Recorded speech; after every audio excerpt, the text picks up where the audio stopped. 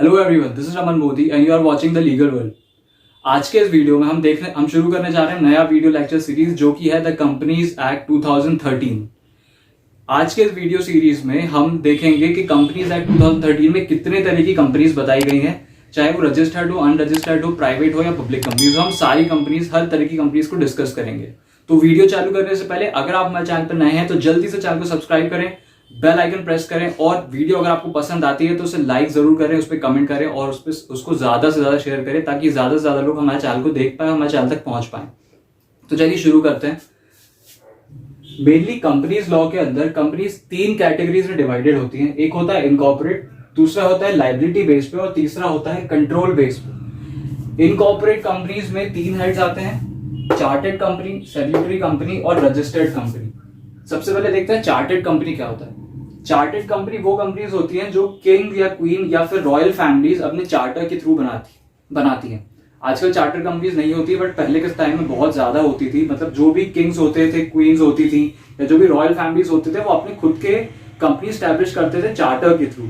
उन्हें chartered company कहते थे। इसका एक बहुत ही अच्छा एग्जाम्पल है ईस्ट इंडिया कंपनी, जो कि ब्रिटिश चार्टर से आया था। ब्रिटिश क्वीन ने इसे स्टैब्लिश किया था। और इसके बाद दूसरा जो है वो है स्टैट्यूटरी कंपनी।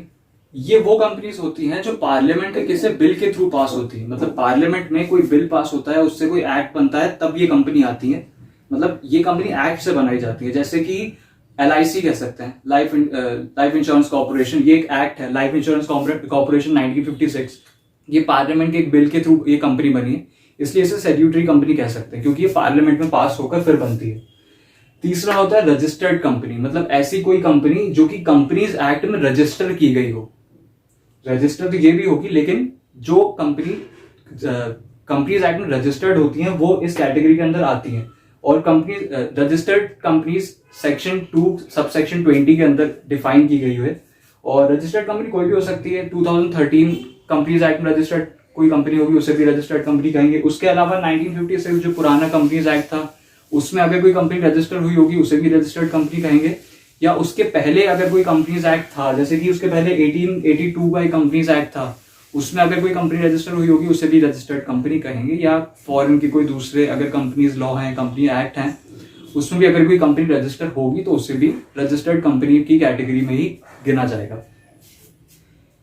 ये इनकॉर्पोरेट थी। इसके बाद हम आते हैं लाइबिलिटी बेस पे कि लाइबिलिटी बेस पे क्या क्या कंपनीज होती हैं। लाइबिलिटी में दो लाइबिलिटीज होती हैं, एक होती है अनलिमिटेड, एक होती है लिमिटेड। अनलिमिटेड लाइबिलिटी जो है वो सेक्शन 2 के सबसेक्शन 92 में दिया हुआ है। अनलिमिटेड लाइबिलिटी जहां पे पार्टनर्स और जो भी ओनर्स है उनकी लाइबिलिटी अनलिमिटेड होती है। अनलिमिटेड लाइबिलिटी का मतलब क्या? अब जो पार्टनर है, अगर कहीं फर्म डिसॉल्व होता है या कुछ लाइबिलिटीज होती है, तो वो उनको अपनी प्राइवेट प्रॉपर्टीज भी उसमें बेचनी पड़ सकती है। मतलब अगर फर्म डिसॉल्व हो रहा है और लाइबिलिटी बहुत ज्यादा है, तो पार्टनर्स को अपनी प्राइवेट जो प्रॉपर्टीज हैं, एसेट्स हैं, वो भी बेचना पड़ेगा उस लाइबिलिटी को पे ऑफ करने के लिए। लेकिन limited companies, limited liability companies में ऐसा नहीं होता है। लिमिटेड लाइबिलिटी कंपनीज में जितना आपका शेयर परसेंट होता है, सपोज 20% आपका शेयर है, 30% शेयर है, 51% शेयर है, या जितना भी परसेंट ऑफ शेयर वो व्यक्ति होल्ड कर रहा है, उसका केवल उतनी ही लाइबिलिटी होगी। उसको केवल उतना ही डेप्थ या उतनी ही लाइबिलिटी बेयर करनी है। अब लिमिटेड में भी दो तरह की होती हैं। एक होती है गारंटी लिमिटेड, एक होता है शेयर लिमिटेड। ये मैंने शेयर लिमिटेड का बताया था कि शेयर के बेस पे कैसे लिमिटेड होता है, जितना परसेंट शेयर उतना आपका लिमिटेशन, उतनी आपकी लाइबिलिटी होगी। लेकिन सेम वैसे ही एक गारंटी लिमिटेड भी होता है। गारंटी लिमिटेड सेक्शन 2 सबसेक्शन 21 में डिफाइंड है। गारंटी लिमिटेड क्या कहता है? मान लीजिए ये एक फर्म है, इसका एक पार्टनर है, पार्टनर ए। ये गारंटी लिमिटेड से इस फर्म में पार्टनर है। अब फर्म जब चल रही है, नॉर्मल चल रही है, फर्म डिसॉल्व नहीं हुई है, नॉर्मल जब फर्म चल रही है, तब इस पार्टनर की कोई लाइबिलिटी नहीं होगी under limited, guarantee limited partnership में। तब तक इसकी कोई लाइबिलिटी नहीं होगी। लेकिन जब फर्म डिसॉल्व होगी, तब जब ये पार्टनर एंटर होगा फर्म में, तभी एक कॉन्ट्रैक्ट इससे साइन करवा लिया जाएगा कि जब भी फर्म डिसॉल्व होगी, उस टाइम पे आपको इतना इतना अमाउंट देना पड़ेगा डिसॉल्व होने के टाइम पे। फॉर एग्जाम्पल, उसने 5 लाख, 10 लाख, 50 लाख, जितना भी उसने कॉन्ट्रैक्ट किया है कंपनी के साथ, जब भी फर्म डिसॉल्व होगी उसे उतनी लाइबिलिटी उसकी हो जाएगी। उसको उतना पैसा उस टाइम पे पे करना पड़ेगा, लेकिन उसके पहले उसकी कोई लाइबिलिटी नहीं होगी। सेम वही दूसरा आता है शेयर कैपिटल। इसमें आपके पूरे टाइम लाइबिलिटी रहती है। अगर फर्म जब चल रहा है, नॉर्मल फर्म चल रहा है, एक कंपनी चल रही है, नॉर्मल बिल्कुल एक्ट कर रही है, उस टाइम पे जो भी लाइबिलिटी होगी, तब अगर कोई लाइबिलिटी अराइज होती है तब भी आपके शेयर परसेंटेज के हिसाब से आपकी लाइबिलिटी रहेगी। उसके बाद जब फर्म डिसॉल्व होता है तब जो भी बैलेंस लाइबिलिटी होती है, कहीं से कोई किसी तरह का डेप्थ होता है, लोन होता है, तो वो भी आपके परसेंटेज के हिसाब से वो लाइबिलिटी आप लाइबिलिटी बेयर करोगे, आपके परसेंटेज के हिसाब से आपको लाइबिलिटी पे ऑफ करनी पड़ेगी। फिर शेयर कैपिटल जो लाइबिलिटी होती है, इसके अंदर दो तरह की कंपनीज आ जाती हैं, एक पब्लिक कंपनी, एक प्राइवेट कंपनी।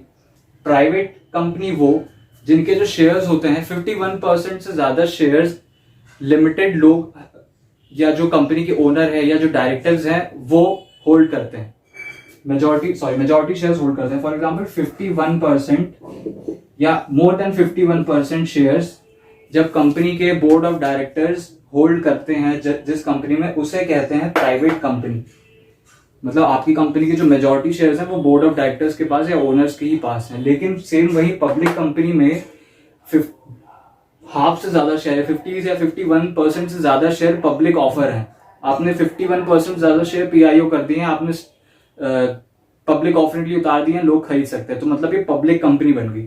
आपके पास मेजॉरिटी शेयर्स नहीं बचे कंपनी के, आपने 51%, भले ही आप डायरेक्टर हो कंपनी के, आप उससे कोई फर्क नहीं पड़ता, लेकिन आपके पास मेजॉरिटी शेयर्स नहीं है, आपने मेजॉरिटी शेयर्स कहां, पब्लिक में उतार दिए, तो ये पब्लिक कंपनी हो जाएगी।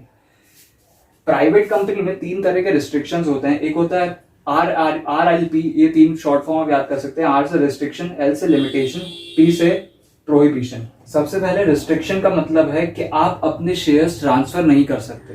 जो भी ओनर है, जो भी डायरेक्टर है, जो भी शेयर होल्ड करता है, या जो भी जितनी परसेंट शेयर जो भी व्यक्ति होल्ड करता है, वो अपने शेयर्स किसी को ट्रांसफर नहीं कर सकता। नॉन ट्रांसफरेबल शेयर्स होते हैं। दूसरा लिमिटेशन होता है 2 मेंबर मिनिमम होने चाहिए किसी कंपनी में, और 200 मैक्सिमम मेंबर्स होने चाहिए। मतलब मिनिमम 2 और मैक्सिमम 200, जिसमें एम्प्लॉइज को ऐड नहीं किया जाता। एम्प्लॉइज को इसमें एज अ मेंबर नहीं गिना जाता, पार्टनर्स को गिना जाता है, शेयर होल्डर्स को गिना जाता है। और अगर कोई कंबाइंड शेयर होल्डर है या कंबाइंड पार्टनर है तो उसे सिंगल गिना जाएगा। अगर कोई कंबाइंड ड्यूल पार्टनर है तो उसे सिंगल गिना जाएगा। तीसरा होता है प्रोहिबिशन।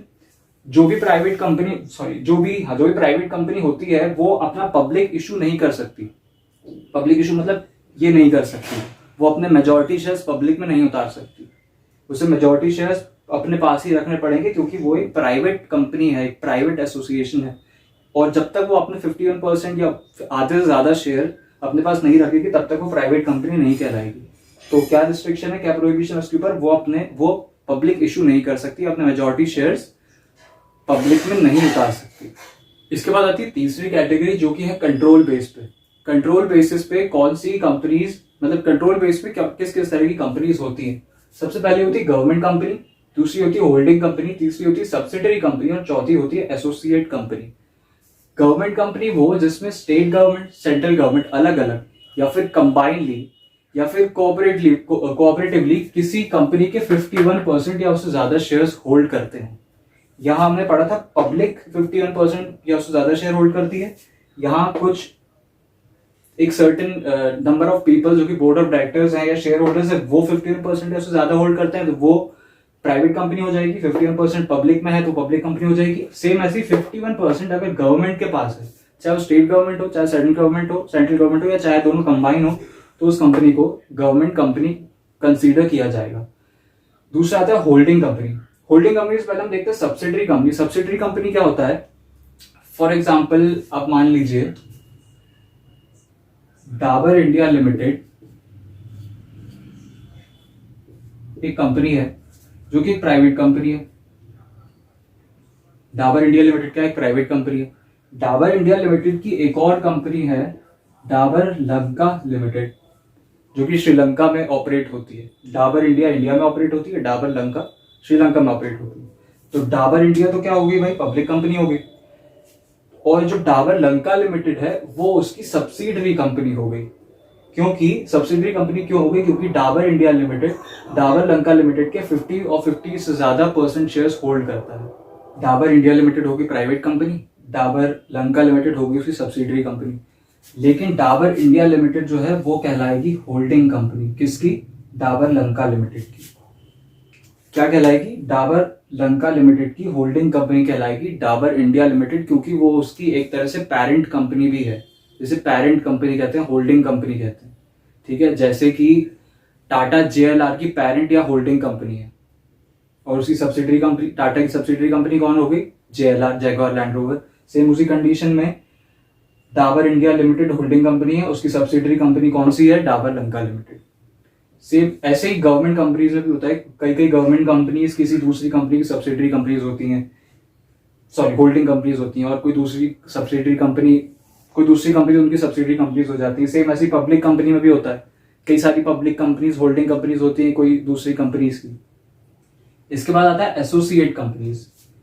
गवर्नमेंट कंपनी में 51% गवर्नमेंट के पास था। सब्सिडरी कंपनीज में होल्डिंग कंपनी सब्सिडरी कंपनी के 50% से ज्यादा शेयर्स, 50 या 50% ज्यादा शेयर्स होल्ड करते थे, वो सब्सिडरी कंपनीज हो जाते थे। अब सेम यही एसोसिएट कंपनीज में क्या होता है, वो कंपनीज जिनके 20 से 50% शेयर्स, 20 से 50%, ना 20 से कम ना 50 से ज्यादा, इतने 50 भी नहीं है एक्चुअली, 49% शेयर्स किसी प्राइवेट कोई दूसरी कंपनी होल्ड करके रखी है। फॉर एग्जाम्पल ये है एक कंपनी ए और ये है कंपनी बी। कंपनी ए ने कंपनी बी के फॉर एग्जाम्पल 30% शेयर्स होल्ड करके रखे हैं, तो कंपनी बी क्या होगी? कंपनी बी होगी एसोसिएट कंपनी, और कंपनी ए को हम वही बोलेंगे होल्डिंग कंपनी। इसके बाकी के कॉन्सेप्ट हम इसके आने वाली वीडियोस में डिस्कस करेंगे। आज की वीडियो के लिए केवल इतना ही। तो अगर आपको ये वीडियो पसंद आया हो तो इसे लाइक करें, इस पे कमेंट करें, इसे ज्यादा से ज्यादा शेयर करें, ताकि ज्यादा से ज्यादा लोग हमारे वीडियोस देख पाए और हमारे चैनल तक पहुंच पाए। Thank you so much.